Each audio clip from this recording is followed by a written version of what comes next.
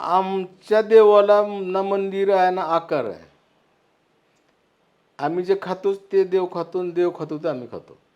ते देव खात नसतं आम्हाला माहिती आहे ते, पण तो प्रसन्न झाला पाहिजे. म्हणजे प्रसन्न म्हणजे असा नवस बिवस नव्हे, तर त्यानं वर्षभर त्रास देऊ नये म्हणून अगोदरच कापून टाकायचं, अशी पद्धत आहे आमच्याकडे. बरोबर. आमच्याकडे नवस बोललंय आणि त्याला सात्विक व्हावं असं नाही. प्रसन्न पण हा ते भानगडच नाही काही. तू पुन्हा त्रास देऊ नको वर्षभर म्हणून तुला आत्ता कापतोय मी.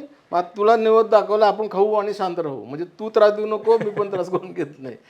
या भीतीपोटी आलेला तो सगळा अन्नसंस्कार आहे. अन्नसंस्कार त्याला पण म्हणतो. एकतर हा तर मुद्दा उघडच आहे. आणि होय आम्ही हिंदू आहोत, आणि आम्ही मटण खाणारे हिंदू आहोत.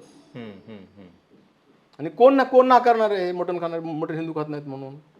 वैदिक मांसाहार करत नसतील, पण आम्ही हिंदू मांसाहार करतो. माझी जात हिंदू आहे, पण आम्ही मांसाहार करतो.